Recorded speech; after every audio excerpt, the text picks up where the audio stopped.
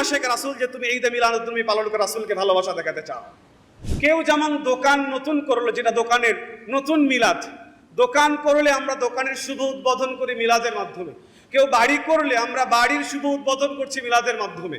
ফলে এক মিলাদের মাধ্যমে আরো অসংখ্য মিলাদের সূচনা হয়ে যাচ্ছে। সুতরাং ঈদে মিলাদুন্নবী যদি আমরা পালন করি তাহলে শুধুমাত্র বিদআত করছি তা নয়, বরং এর পারিপার্শ্বিক আরো অসংখ্য মন্দত্ব এর মধ্যে নিহিত আছে। সম্মানিত উপস্থিতি, আমরা অনেকেই অবগত আছি যে আজকে রবিউল আউয়াল মাসের 10 তারিখ। আগামী 12 তারিখে রাষ্ট্রীয় ছুটি ঘোষণার মাধ্যমে আমাদের দেশে ধর্মীয় নামে একটি দিবস উদযাপিত হবে, যে দিবসকে বলা হয় ঈদ মিলাদুন্নবী। ঈদ মিলাদুন্নবী বাস্তবিক পক্ষে শারঈ মানদণ্ডে পালনীয় কি পালনীয় নয়, এবং এর উৎপত্তি ক্রমবিকাশ আমাদের অবস্থান কেমন হওয়া উচিত, এই প্রসঙ্গে আজকের খুতবার সংক্ষিপ্ত আলোচনা উপস্থাপন করবে ইনশাআল্লাহ। ওয়া মা তাওফিক ইল্লা বিল্লাহ। প্রথমেই আমরা জানার চেষ্টা করি ঈদে মিলাদুন্নবী কাকে বলা হয়। ঈদে মিলাদুন্নবী এটি 3টি শব্দের সমন্বয়ে গঠিত একটি বাক্য।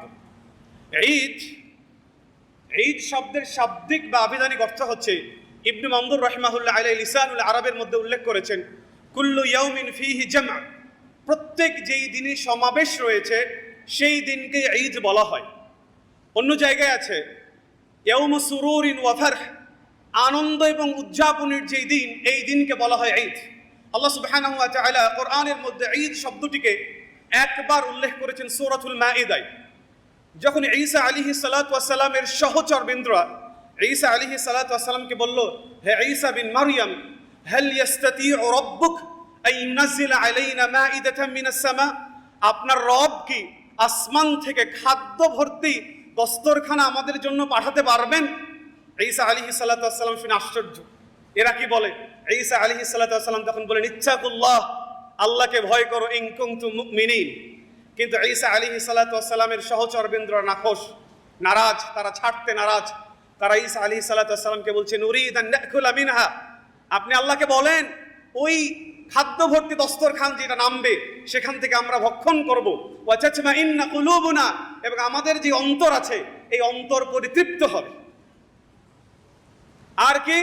আর আপনি যে কথা বলেন এই কথাকে আমরা সত্যায়ন করব। ঈসা আলাইহিস সালাতু ওয়াস সালাম যখন দেখলেন যে তারা একেবারেই নিরুপায় এবং বারবার তাদের আবেদনের ওপর অটল আছে, তখন ঈসা আলাইহিস সালাতু ওয়াস সালাম আল্লাহকে বললেন, হে আল্লাহ, আনজিল আলাইনা মাঈদাতাম মিনাস সামা, হে আল্লাহ, আপনি আমাদের প্রতি আসমান থেকে ওই দস্তরখান ভর্তি আমাদের জন্য পাঠান। পাঠালে কি হবে? তাকুনু লানা ঈদান লিআউয়ালিনা ওয়া আখিরিনা, আমাদের পূর্ববর্তী আমাদের পরবর্তী সকলের জন্য এটা ঈদ হবে, আনন্দ উৎসব হবে। ওয়া আয়াতাম মিনক, এবং আপনার পক্ষ থেকে একটা নিদর্শন হয়ে থাকবে। ওয়ারযুকনা, এবং আপনি আমাদেরকে রিজিক দান করেন, আপনি হচ্ছেন সর্বোত্তম রিজিক দাতা। তো ঈসা আলাইহিস সালাতু ওয়াস সালাম খাদ্য পাঠানোর পরিপ্রেক্ষিতে বলেছিলেন যে আপনি যদি আমাদেরকে এই দস্তরখান ভর্তি খাদ্য পাঠান তাহলে এইটা আমাদের জন্য ঈদ হবে, উদযাপন হবে, আনন্দ হবে। তাহলে ঈদ হচ্ছে উদযাপন, আনন্দ। এরপরে আসে মিলাদুন্নবী। মিলাদ শব্দ কোন মানুষের জন্মের স্থানকে বা জন্মের সময়কে বোঝায়, কিন্তু আমাদের এই বাক্যের মধ্যে মিলাদ বলতে জন্মের সময়কে বুঝিয়েছে। আর নবী বলতে আমাদের নবী মুহাম্মদ সাল্লাল্লাহু আলাইহি সাল্লাম। তাহলে আমরা যদি পুরো ঈদে মিলাদুন্নবী বলি তাহলে তার পুরো অর্থ দাঁড়ায় রাসূলুল্লাহ সাল্লাল্লাহু আলাইহি সাল্লামের জন্মের তারিখ বা জন্মের সময়কে কেন্দ্র করে যে উদযাপন করা হয়, এই উদযাপনের নাম হচ্ছে ঈদে মিলাদুন্নবী। এই ঈদে মিলাদুন্নবীর উৎপত্তি ক্রমবিকাশ যদি আমরা ঘাটতে যাই তাহলে ইবনে কাসির রাহিমাহুল্লাহ আলাইহি রচিত আল বিদায়া ওয়ান নিহায়া, মিরআতুজ জামান আল বাঈথ ফি ইনকারিল বিদআ ওয়াল আহওয়া, এবং আল ইহতিফাল বিমাউলিদিন নবী, তারিকুল ইহতিফাল বিমাউলিদিন নবী সাল্লাল্লাহু আলাইহি সাল্লাম, এই গ্রন্থগুলোকে অধ্যয়ন করার পর আমরা যদি সারাংশ দাঁড় করাই তাহলে এটার উৎপত্তি দাঁড়ায় 4th হিজরিতে বানু উবাইদ নামে একটা গোত্রের উদ্ভব হয়, যারা নিজেদেরকে অমূলকভাবে ফাতেমা রাদিয়াল্লাহু আনহুর বংশের সাথে নিজেদেরকে সম্পৃক্ত করে। এবং তারা বলে আমরা ফাতেমা রাদিয়াল্লাহু আনহুর বংশের, এবং তারা নিজেদেরকে ফাতেমি বলে সাব্যস্ত করে। এই বংশ উদ্ভব হওয়ার পরে তারা আব্বাসী খেলাফত যে ছিল, আব্বাসী খেলাফতের বিরুদ্ধে বিদ্রোহ ঘোষণা করে। আব্বাসী খেলাফতের বিরুদ্ধে বিদ্রোহ ঘোষণা করার পরে তারা সেই বিদ্রোহী বিজয় লাভ করে। বিজয় লাভ করার পরে তারা মিশর এবং শামে তারা তাদের আধিপত্য বিস্তার করে।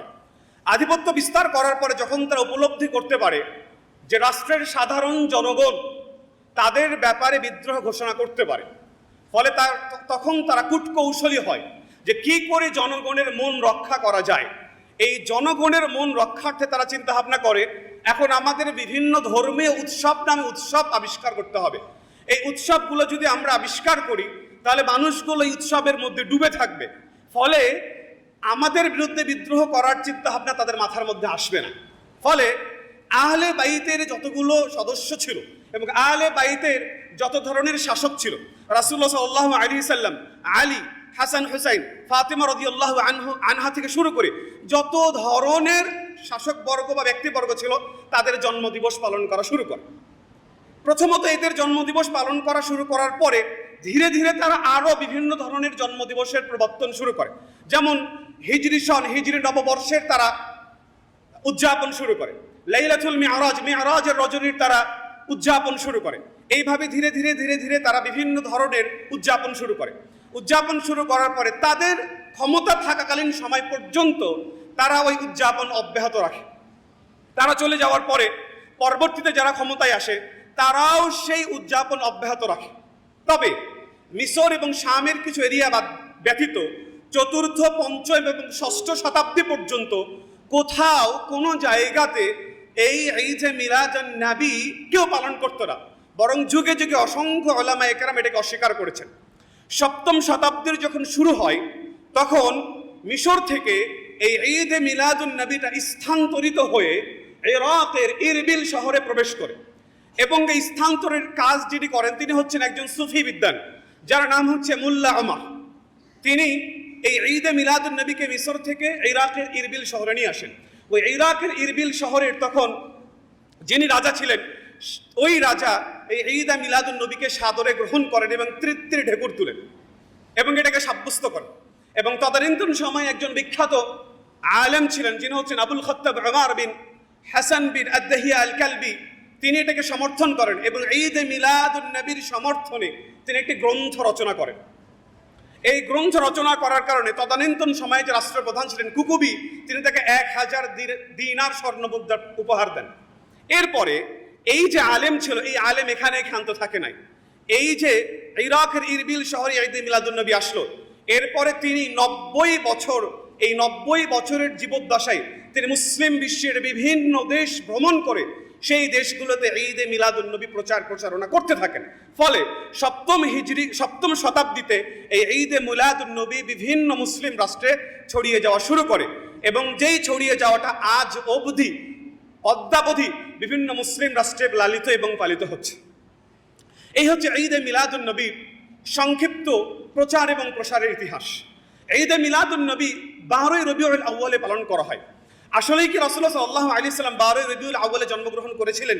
এটাকে যদি আমরা বিশ্লেষণ করতে যাই তাহলে রাসূলুল্লাহ সাল্লাল্লাহু আলাইহি সাল্লামের জন্ম তারিখের ব্যাপারে, বৎসরের ব্যাপারে উলামাদের মধ্যে কোনো মতবিরোধ নেই, এবং দিনের ব্যাপারে উলামাদের মধ্যে কোনো মতবিরোধ নেই। রাসূলুল্লাহ সাল্লাল্লাহু আলাইহি সাল্লাম আমুল ফিল, হস্তি বাহিনীর বর্ষে জন্মগ্রহণ করেছিলেন, এইটাতে উলামাদের মধ্যে কোনো ইখতিলাফ নেই। ইবনুল কাইয়িম রাহিমাহুল্লাহ আলাইহি জাদুল মাআদের মধ্যে উল্লেখ করেছেন যে আল্লাহ সাল্লাল্লাহু আলাইহি সাল্লাম যে মক্কার অভ্যন্তরে জন্মগ্রহণ করেছিলেন এই ব্যাপারে উলামাদের মধ্যে কোনো ইখতিলাফ নেই। আল্লাহ সাল্লাল্লাহু আলাইহি সাল্লাম যে হস্তি বাহিনীর বছর জন্মগ্রহণ করেছিলেন এই ব্যাপারে উলামাদের মধ্যে কোনো ইখতিলাফ নেই।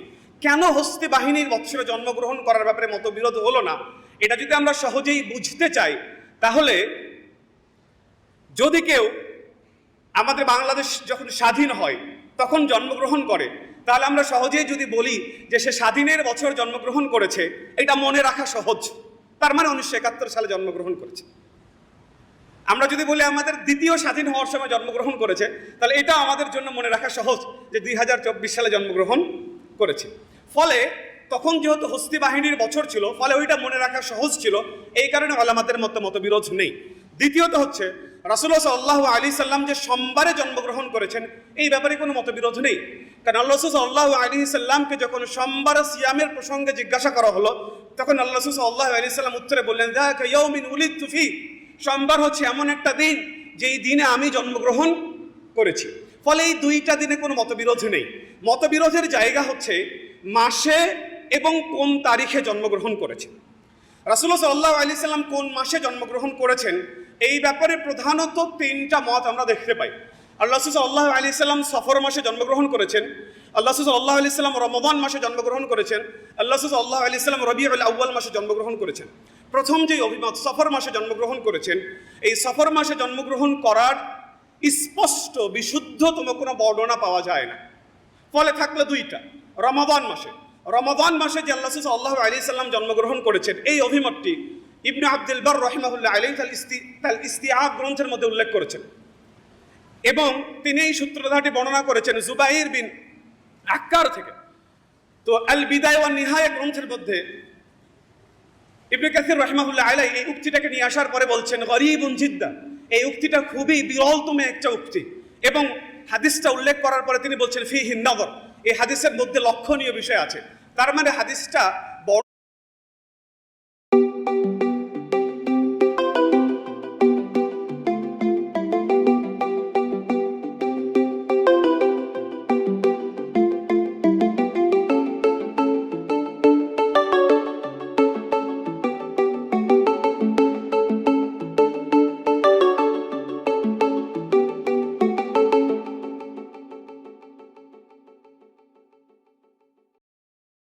দৃষ্টিকোণ থেকে অত বেশি শক্তিশালী নয়, ফলে এটাও পরিত্যাজ্য। থাকলে এবার রবিউল আউয়াল মাসে রাসূলুল্লাহ সাল্লাল্লাহু আলাইহি সাল্লাম জন্মগ্রহণ করেছেন। রবিউল আউয়াল মাসে রাসূলুল্লাহ সাল্লাল্লাহু আলাইহি সাল্লাম কোন তারিখে জন্মগ্রহণ করেছেন এই ব্যাপারে কয়েকটি অভিমত পাওয়া যায়। এক, আল্লাহ সাল্লাল্লাহু আলাইহি সাল্লাম রবিউল আউয়াল মাসের 2 তারিখে জন্মগ্রহণ করেছেন। 2, আল্লাহ সাল্লাল্লাহু আলাইহি সাল্লাম রবিউল আউয়াল মাসের 8 তারিখে জন্মগ্রহণ করেছেন। 3, আল্লাহ সাল্লাল্লাহু আলাইহি সাল্লাম রবিউল আউয়াল মাসের 10 তারিখে জন্মগ্রহণ করেছেন। 4, আল্লাহ সাল্লাল্লাহু আলাইহি সাল্লাম রবিউল আউয়াল মাসের 12 তারিখে জন্মগ্রহণ করেছেন। 5, আল্লাহ সাল্লাল্লাহু আলাইহি সাল্লাম রবিউল আউয়াল মাসের 17 তারিখে জন্মগ্রহণ করেছেন। সর্বশেষ আল্লাহ সাল্লাল্লাহু আলাইহি সাল্লাম রবিউল আউয়াল মাসের 8 দিন বাকি থাকতে জন্মগ্রহণ করেছেন, যেটাকে আমরা তারিখে হিসাব করলে 21 অথবা 22 তারিখ। আমরা একটা একটা করে বিশ্লেষণ করি। আল্লাহ সাল্লাল্লাহু আলাইহি সাল্লাম রবিউল আউয়াল মাসের 2 তারিখে জন্মগ্রহণ করেছেন। এই বর্ণনাটি ইবনে আব্দুল বার রাহিমাহুল্লাহ আলাইহি তার ইস্তিআব গ্রন্থের মধ্যে নিয়ে এসেছেন, যেখানে বর্ণনা করেছেন হাদিসটি আল ওয়াকিদি মা'শার থেকে। ওয়াকিদি এমন একজন বর্ণনাকারী যে বর্ণনাকারীর ব্যাপারে ইবনে হাজার আসকালানী রাহিমাহুল্লাহ আলাইহি বলছেন মাতরুকুন মা'সিআত ইলম, তার অনেক বেশি জ্ঞান, অনেক বেশি ইলম থাকার পরও সে মুহাদ্দিসিনদের নিকটে পরিত্যাজ্য। যাহাবী রাহিমাহুল্লাহ আলাইহি বলেছেন ক্বাল আল বুখারী ওয়া গায়রুহু, ইমাম বুখারী রাহিমাহুল্লাহ আলাইহি এবং অন্যান্যরা তার ব্যাপারে বলেছেন মাতরুকুন। সুতরাং ওয়াকিদি হচ্ছে একজন পরিত্যাজ্য রাবী। ফলে 2 তারিখে রবিউল আউয়াল মাসের 2 তারিখে যে আল্লাহ সাল্লাল্লাহু আলাইহি সাল্লাম জন্মগ্রহণ করেছিলেন এই বর্ণনাটি বিশুদ্ধ নয়। এরপরে আল্লাহ সাল্লাল্লাহু আলাইহি সাল্লাম 8ম তারিখে জন্মগ্রহণ করেছিলেন, যেটা হুমাইদি ইবনে হাজাম তার বাবা থেকে বর্ণনা করেছেন, এবং ইমাম মালিক রাহিমাহুল্লাহ আলাইহি ইউনুস বিন জুবাইর আকিল জুহরি মুহাম্মদ বিন জুবাইর মুতঈম থেকে বর্ণনা করেছেন, এবং যেই বর্ণনাটাকে মুহাদ্দিসিনে গ্রামেরা সবচেয়ে বিশুদ্ধ বর্ণনা বলেছেন।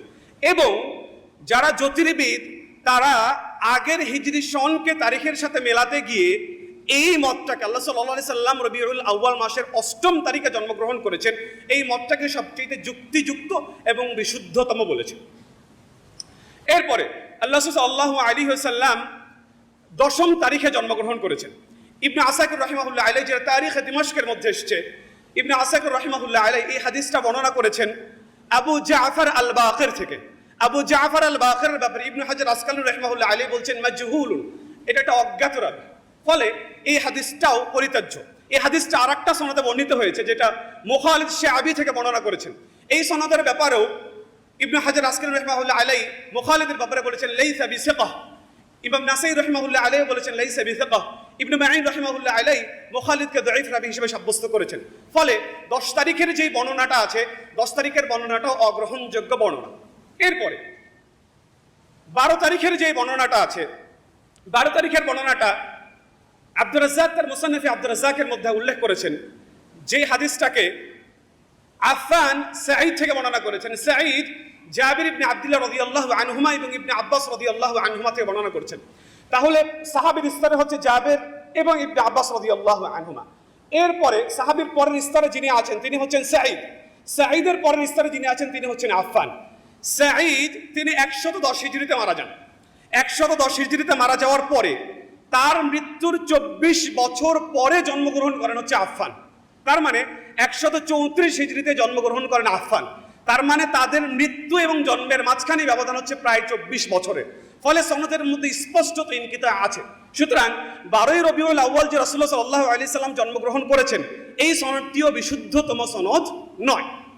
এরপরে আল্লাহ সাল্লাল্লাহু আলাইহি সাল্লাম 17ই রবিউল আউয়াল জন্মগ্রহণ করেছেন। এই বর্ণনাটি ইবনু দাহিয়া কতিপয় শিয়া থেকে বর্ণনা করেছেন। কতিপয় শিয়া থেকে যেহেতু বর্ণনা করেছেন, সুতরাং এটা স্পষ্টতই বোঝা যায় যে এটা দুর্বলতম মত।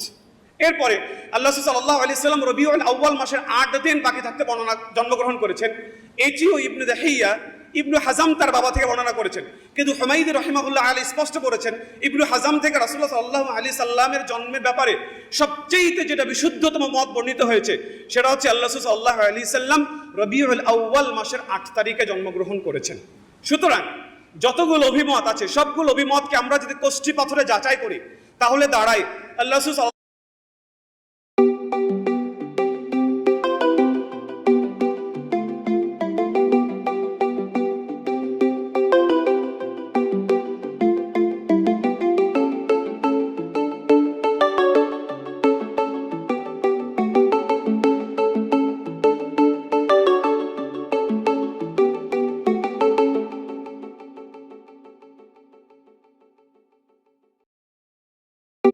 আলাইহি সাল্লাম রবিউল আউয়াল মাসের 8 তারিখে জন্মগ্রহণ করেছেন।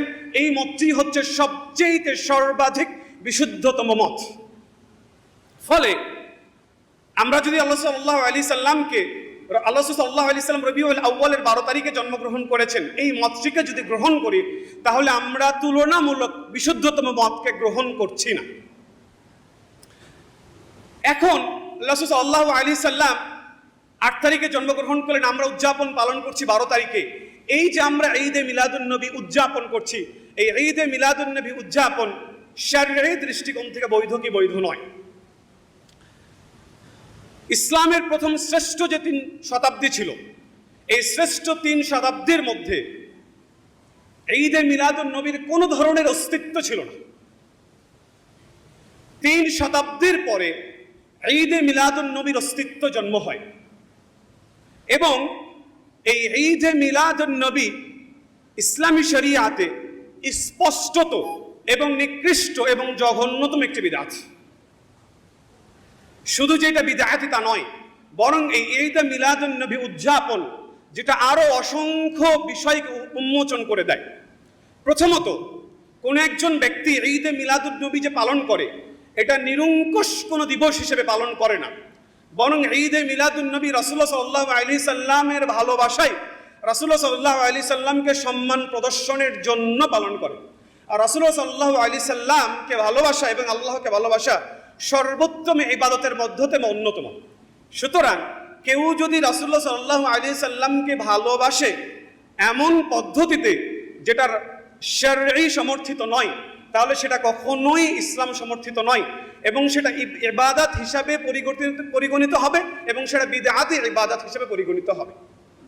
দ্বিতীয়ত, আমরা যদি ঈদে মিলাদুন নবী পালন করি তাহলে আমরা পরোক্ষভাবে খ্রিস্টানদের অনুসরণ করি।